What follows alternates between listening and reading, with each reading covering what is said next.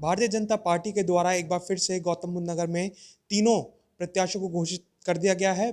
बात करें नोएडा की तो नोएडा से एक बार फिर पंकज सिंह को प्रत्याशित घोषित किया गया है। हमारे साथ बातचीत करने के लिए खुद पंकज सिंह यहाँ मौजूद हैं। ये उनसे जानते हैं कि इन बार किन मुद्दों को लेकर वो नोएडा के लोगों के बीच उतरेंगे।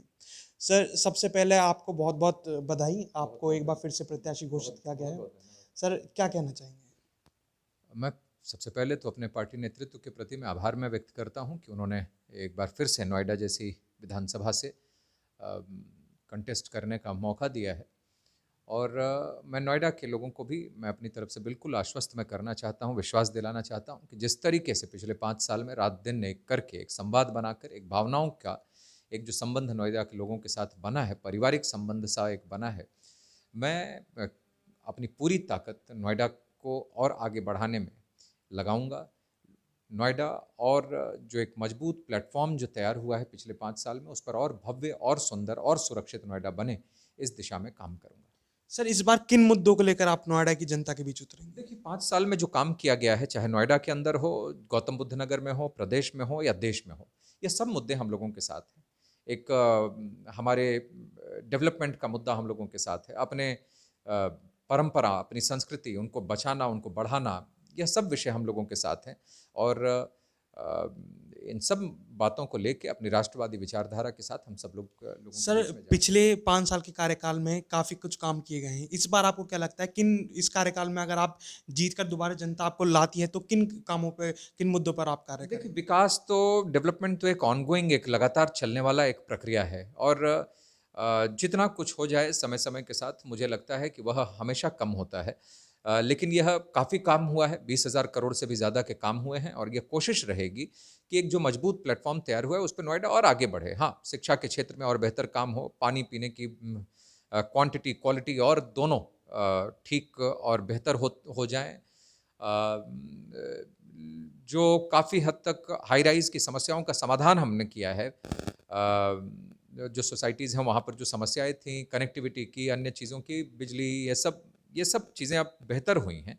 लेकिन फिर भी अगर कहीं पर भी कोई उसमें जो कानूनी अड़चन के वजह से अगर कहीं कोई कमी रह गई है तो उसको भी और गति देने का काम करूँगा।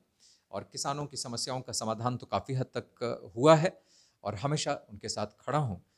यह कोशिश हमेशा मेरी जारी रहेगी।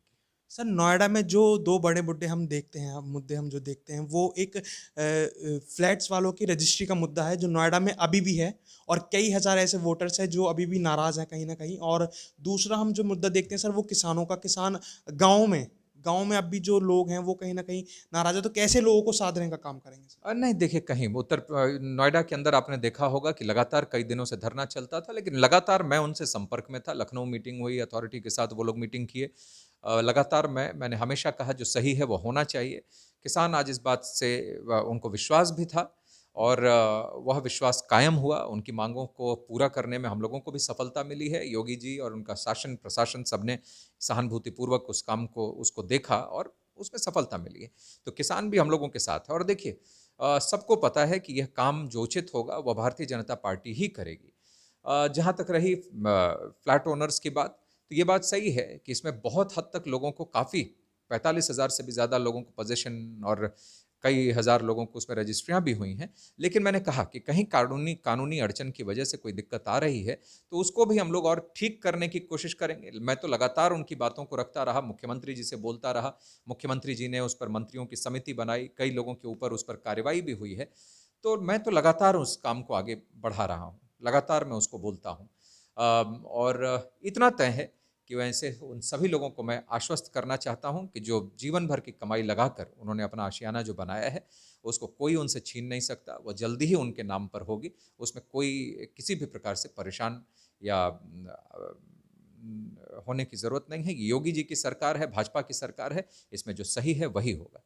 सर, मेरा आखिरी सवाल, जिस तरीके से कोरोना के केसेज़ बढ़ रहे हैं गौतम बुद्ध नगर में, उसको देखते हुए क्या लगता है कि 10 तारीख को जब मतगणना होगी या उसके बाद जब रिज़ल्ट आएगा, तो जब तक क्या माहौल बना रहेगा और उसको आप किस चैलेंज के रूप में ले रहे हैं और क्या करेंगे सर उसको देखिए, मैं तो देखते हुए? ईश्वर से प्रार्थना करता हूँ कि यह कोरोना, ओमिक्रॉन जैसी बीमारी ही हमेशा हमेशा के लिए समाप्त हो जाए।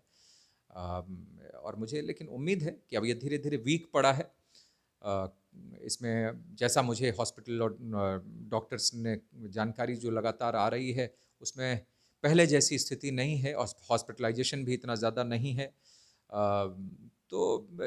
लेकिन ये मुझे लगता है कि और कम होगा या धीरे-धीरे और समाप्त होगा, विलुप्त होगा।